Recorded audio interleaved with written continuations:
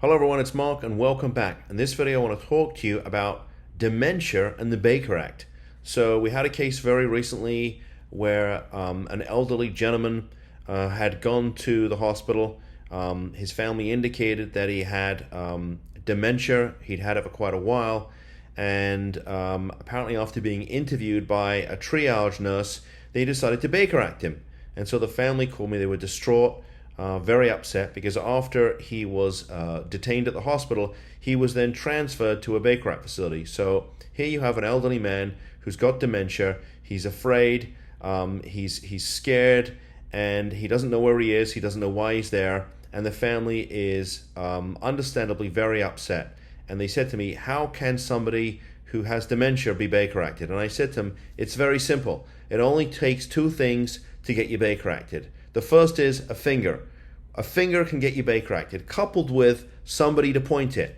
That's all it takes. So all it took was a doctor in the emergency room to Baker Act this poor old man who has dementia.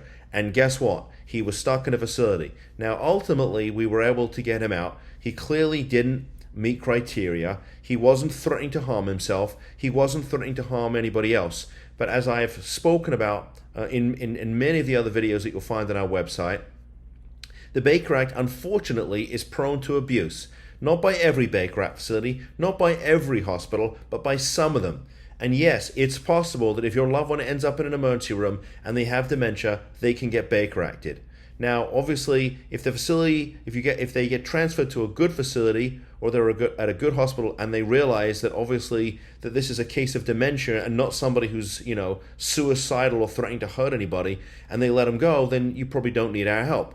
But if they are detained at a Baker Act facility or a hospital and their hospital is not willing to let them go, then yes, we need to take immediate action, and the sooner the better. And as I've said in other videos, the one who gets to the courthouse first typically means that they're going to be the winner, because not only can we go to the courthouse, but the facility, which is an agent of the state, they can also go to the courthouse and they can also get a court order. So before that happens, I want to get there and make sure that your loved one is released. So yes, if your loved one has dementia, they can definitely be Baker Acted. So with that said, thanks for tuning in. See you in the next video. Bye-bye.